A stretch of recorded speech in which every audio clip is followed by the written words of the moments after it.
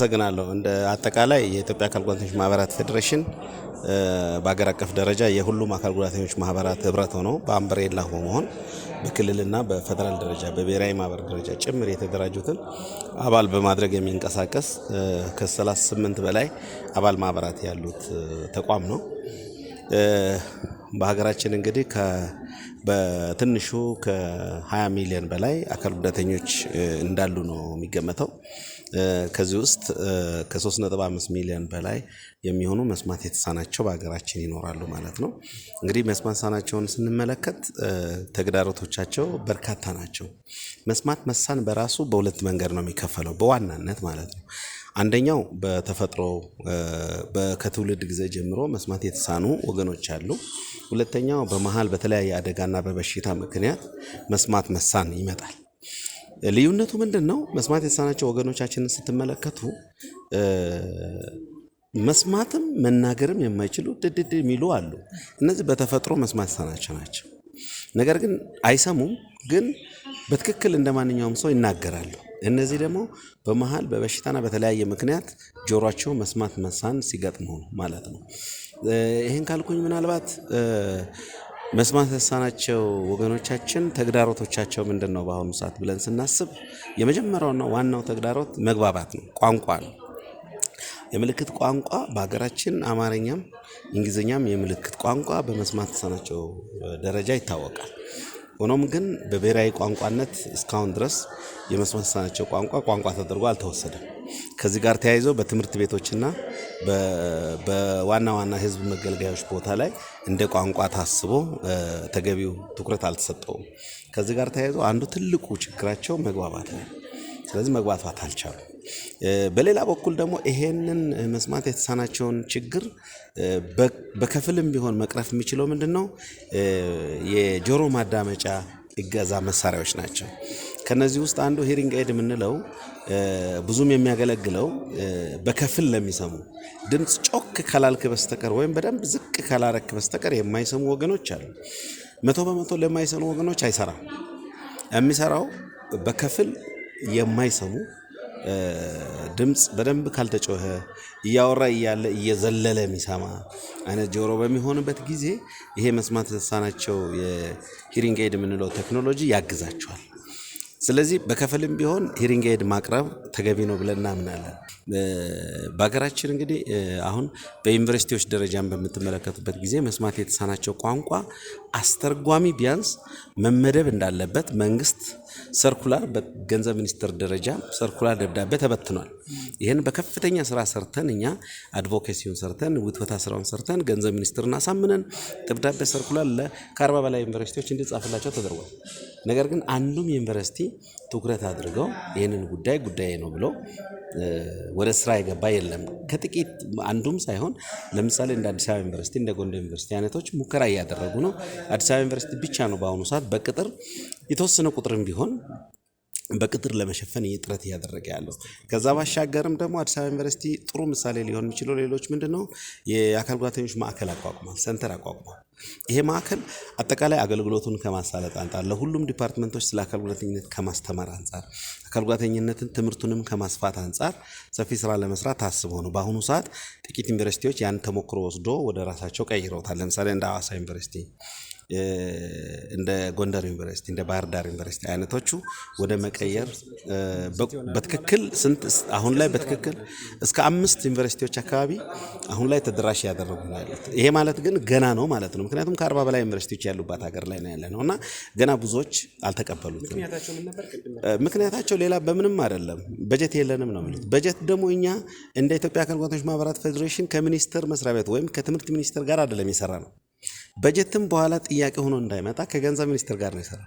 ስለዚህ ገንዘብ ሚኒስቴር ሰርኩላር ደብዳቤ ሰጥቷል። ስለዚህ ያንን ሰርኩላር ደብዳቤ ይዘው በቀጥታ በጀት ይዞ እቅዳቸው አካል አድርገው ታዘን ነው ብሎ ማቅረብ ይችላሉ ለገንዘብ ሚኒስቴር። ነገር ግን ትኩረት ካለመስጠታቸው የተነሳ የተበደለውን ስራ በበጀት እጥረት አድርገው ከቨር ፔጅ የመስጠት ስራ ነው ያለው። ይሄ በጣም ቶታሊ በእኛ በአካል ጉዳተኞች ማህበረሰብ ተቀባይነት የለውም። ምክንያቱም እኛ የለፋ ነው እነሱን ለማገዝ በበጀትም ችግር እንዳይገጥማቸው ስራውንም መስራት እንዲችሉ ለማገዝ ነው እንጂ ሌላ የተለየ ነገር ነው። ይሄ እኮ እኛ የዓለም አቀፍ የአካል ጉዳተኞች ኮንቬንሽን ያስገድዳቸዋል ትምህርትን ለሁሉም ማህበረሰብ ተደራሽ እንዲያደርጉ። ኮንቬንሽኑን የፈረመው የኢትዮጵያ አካል ጉዳተኞች ማህበራት ፌዴሬሽን አይደለም፣ የኢትዮጵያ መንግስት ነው። ስለዚህ መንግስት ይህንን ግዴታ አለበት ብለን እኛ እንደ ፌዴሬሽን ጥግ ላይ ቆመ መጠየቅ ብቻ እንችል ነበር። ነገር ግን ዩኒቨርሲቲዎች መስራት የተባለ የትምህርት ሚኒስቴር መስራት ያለበትን ስራ ፋርዘር ሄደን ገንዘብ ሚኒስቴር አሳምነን ሰርኩላር ወጥቷል፣ ተግባራዊነት ላይ የለም። በሌላ በኩል ደግሞ አሁንም ምንድነው ኢንክሉሲቭ የሚል ኮርስ ለሁሉም ኮመን ኮርስ ሆኖ ለሁሉም ዩኒቨርሲቲ ለሚገባ ተማሪ እንዲሰጥ በሚል አስወስነናል። ሰርኩላር ደብዳቤ ከትምህርት ሚኒስቴር ወጥቶ ለሁሉም ከረኩለማቸው አካል እንዲያደርጉ ለሁሉም ዩኒቨርሲቲዎች ተበትኗል። ነገር ግን እስካሁን ድረስ አዲስ አበባ ዩኒቨርሲቲ ብቻ ነው ኦን ያደረገው። ይሄ ነው አንዱ ትልቁ ችግር። ምክንያቱም ያን ደብዳቤ ሁሉም ጋር አላቸው። ኢንክሉሲቭ ኮርስ ሌላ ምንም ችግር ያለው አይደለም። ምንድነው አካል ጉዳተኝነት እንደሚመጣ መንስኤው ምንድነው፣ ጉዳት አይነታቸው ምንድነው ብለው ወጣቱ በሙሉ በየትኛው ዩኒቨርሲቲ የሚመረቀው ተምሮ ቢወጣ ማህበረሰቡ ውስጥ ሲቀላቀል አካል ጉዳተኝነት ኢሹ ቤግ ኢሹ አይሆንበትም። አሁን ወንበር ላይ ተቀምጦ ስራ ከጀመረ በኋላ አንድ አይነ ስውር ይዘህ ብትመጣ በቃ ቻሌንጅ ይሆንበታል። ግራይ አንድ መስማት ተሳነስ አዌርድ ሆኖ እንዲወጣ ማህበረሰብን ማገልገል ነው አይደለ? ሲመረቅ ያለው በግሉ ሚስራ በመንግስት ተቀጥሮ ሚስራ ዋናው ግን አላማው ምንድነው? ዩኒቨርሲቲ የገባበት ሲወጣ ማህበረሰቡን ለማገልገል ሲያገለግል ሁሉንም በእኳሊ እንዲያገለግል ግንዛቤው እንዲኖር የተሰራ ስራ ሌላ የተለየ ነገር አይደለም። ነገር ግን ያን ተቀብለው ወደ ተግባር አልቀየሩትም እና እንደነዚህ አይነት ነገሮችን መቅረፍ ከተቻለ ስለዚህ እኔ በአጠቃላይ ይሄንን ነው የሚመስለው የኛ ነባራዊ ሁኔታና መስማት የሳናቸውን ጥያቄ ለመመለስ ሁሉም እጅና እጅ ሆኖ መስራት አለባቸው ብለን እናምናለን። በተለይ ሚዲያዎች በዚህ ልክ በፈቃደኝነት የአካል ጉዳተኞችን ጉዳይ ተደራሽ ለማድረግ የምትሰሩ ከሆነና ማህበረሰቡ ጋር የምትደርሱ ከሆነ በርካታ ስራዎችን በጋራ መስራት እንችላለን። ውጤትም የሚያመጡ ስራዎች እያየን ስለሆነ በርካታ ውጤት ያመጡ ስራዎች እንዳሉ ሆነው ነው ቀደም አሁን ይሄን ቻሌንጁን ያነሳሁትና ያንን ለማስቀጠልም ብዙ ስራዎች አብረን መስራት እንችላለን። እንደ ኢትዮጵያ አካል ጉዳተኞች ማህበራት ፌዴሬሽን ኮንቬንሽኑ የሚፈቅደን መጠየቅ ብቻ ነው። ጠያቂ መሆን ለምሳሌ የአካል ጉዳተኝነትና ግንዛቤ ማስጨበጥ የሲግናታሪ ባዲ ድርሻ ነው ይላል። አዌርነስ ክሪኤሽን የፈራሚው አካል ግዴታ ነው ድርሻው ነው ይላል። ምን ማለት ነው? ግንዛቤ በአካል ጉዳተኝነትና ማስጨበጥ የመንግስት ስራ ነው ብሎ ነው የሚያስቀምጠው ኮንቬንሽኑ አንቀጽ 8 ላይ በግልጽ ቋንቋ። ነገር ግን እኛ ምን እያደረግን ነው? ገብተን እሱ ላይም በቃ መንግስትን አሁን ባለው አቅም ዝም ብሎ ቻሌንጅ ከማድረግ እኛም እናግዛቸው ብለን አንዳንድ ቦታ ላይ ግንዛቤ ማስጨበጫ ስራውን እንሰራለን፣ ከሚዲያዎች ጋር እንሰራለን፣ የተለያዩ ስራዎች እንሰራለን። ካገዝን በሚል ነው ጠያቂ ብቻ ከምንሆን። የአካል ጉዳተኞች ማህበራት የተቋቋሙለት ዋና ዓላማ በኮንቬንሽኑ መሰረት መንግስትን መጠየቅ አልፎም ለዓለም አቀፍ ለዩኤን ሂውማን ራይት ሻዶው ሪፖርት ማቅረብ ነው። በቃ ይሄን እየሰራልን አይደለም። ኮንቬንሽኑ ከዚህ በፊት አንድ ጊዜ አቅርበናል።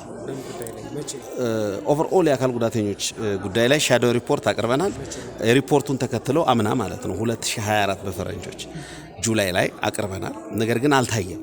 ያልታየው ለምንድን ነው? ኤፕሪል ላይ መንግስት ሪፖርት አቅርቧል 2024 ላይ የኮንቬንሽን ሪፖርት ያገር አቀፍ ማለት አልታየም። ወረፋ ይዞ ቁጭ ብሎ እሱ ታይቶ ሲያልቅ መንግስት ያለው ላይ እኛ ኦሬዲ ሻዶው ሪፖርት አስገብተናል። ስለዚህ ያ ሻዶው ሪፖርት ደግሞ እዚህ ጋር አላላችሁም እዚህ ጋር አሁን እኛ ለምሳሌ ከኢፌዴሪ ሴቶችና ማህበራት ጉዳይ ሚኒስቴር ጋር አብረን እንሰራለን፣ በጋራ ነው የምንሰራው። ነገር ግን ልክ ሪፖርቱ ከመውጣት በፊት ቫሊዴሽን ወርክሾፕ ጠርተውን ነበር። ይሄ ትክክል አይደለም፣ ይሄ መች ተሰራ ብለን ጠይቀናል። ነገር ግን አንዳንዶቹን ተቀብለው አስተካክለዋል፣ አንዳንዶቹም በማን አለብኝነት ልከዋል። ስልኩ ደግሞ እኛ ተከትለን አይ ያልተሰራ ነገር ነው የተጻፈው ብለን ጽፈናል። ስለዚህ እንደዛ አይነት ስራዎች ብቻ ናቸው ለኛ ሰጡ የነበሩት። ግን እኛ በዛ ብቻ አናምንም። በዋናነት መንግስትን ማገዝ መደገፍ፣ ደሃ ሀገር ናት ያለችን ከሚል አንጻር አንድ ሀገር ናት ያለችን መገንባት አለብን ብለን ነው ምናምን። ለምሳሌ ከኮንቬንሽኑ አንጻር የዩኤን ኮሚቴ የሚጠብቀው በየትኛውም ሆቴል ላይ ዊልቸር ዩዘር ሽንት ቤት መጠቀም ካልቻለ ዓለም አቀፍ ተጠያቂነትን ያስከትላል። አሁን እዚህ ሂልተን ላይ እንኳን ተመረጡ ሽንት ቤቶች ካልሆኑ ሁሉም ጋር መግባት አይችሉም። ይሄንን የትኛው ያለና ነው? ምንም የለንም። አንጻራዊ ከሌሎች ከተሞች አፍሪካ ሀገራት ውስጥ የኛ ከተማ ይሻላል እንላለን እንጂ ከዛ ትጀምራለህ። እንደዛ አኪዩዝ በማድረግ ብቻ የምንሄድ ከሆነ ውጤት ብዙ አናመጣም። ነገር ግን እኛ ምናምነው በዋናነት አምነን የተነሳ ነው ምንድነው ካሪኩለሙ ላይ የአካል ጉዳተኞች ጉዳይ አስገብተን ከዚህ በኋላ ባለው ትውልድ ላይ መስራት ትውልዱን ያነጽን ከዩኒቨርሲቲ ካወጣን አንደርስታንድ አድርጎ ከወጣ ሰው ነው አይደል የሰራው ይሄንንም እኮ ኢንፍራስትራክቸር ሰው አይደል አዲስ አበባ ትላንት ፒያሳ ምን ይመስል ነበር በሰው አይምሮ ተገለበጠና አሁን በእርግጠኝነት ያስ ፕሮጀክት ሲጀመር ለ4 ወር ውጪ የሄደ ሰው ሲመለስ ቦታውን አያገኘው ይጠፋበት ነበር ስለዚህ ሰው ይሄንን ያክል መቀየር አቅም አለው እኛ በርካታ መስማት የተሳናቸው ልጆች በነገራችን ላይ የኛ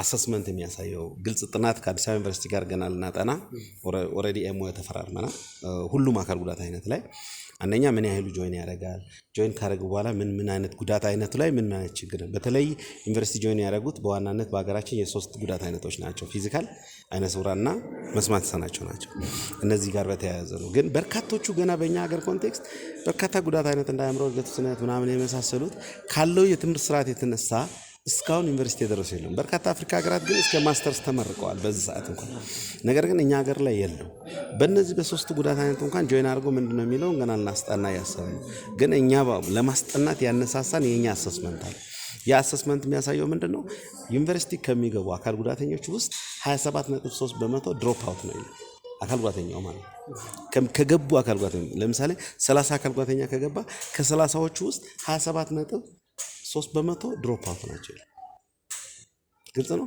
27.3% ማለት በጣም ትልቅ ቁጥር ነው ይሄ ድሮፕ አውት ነው ማለትም ያቋርጣሉ የሚያቋርጥባቸውን 4 መሰረታዊ ምክንያቶችን ደግሞ አስቀምጧል አንደኛ ኢንፍራስትራክቸሩ ተደራሽ ባለመሆን ይላል ሁለተኛ የትምህርት ስርዓቱ ተደራሽ ባለመሆን ይላል ሶስተኛ የተማሪዎች የመርጃ መሳሪያ በአግባቡ ባለመቅረቡ ይላል አራተኛም አስተርጓሚ ባለመኖሩ ይላል በእነዚህ በአራቱ ሪኮመንዴሽኖች ምክንያት ተማሪዎች እንደሚያቋርጡ ያሳያል ስለዚህ አሁን ባለን መረጃ አሁን ባለን 2024 ሰፕተምበር ላይ በወጣው መስከረም ላይ አምና በወጣው ሪፖርት መሰረት በትክክል የምናየው ምንድነው 27.3% ዩኒቨርሲቲ ጆይን ካደረጉ አካል ጉዳተኞች ውስጥ ድሮፕ አውት እንዳለ ነው የሚያሳየው እንጂ ስፔሲፊክ የመስማት ተሳናቸው ለይተው ያሳያል በመጀመሪያ ደረጃ ቴንኪዩ በኢትዮጵያ አካል ጉዳተኞች ማህበራት ፌዴሬሽን በዚህ አመት እንኳን ባጭር ጊዜ በዚህ አመት እንኳን ከ500 በላይ ለአንደኛና ሁለተኛ ደረጃ ተማሪዎች ማለት እስከ አንደኛ እስከ 8ኛ ላሉ ተማሪዎች 520 ተማሪዎች ከኢትዮ ቴሌኮም ጋር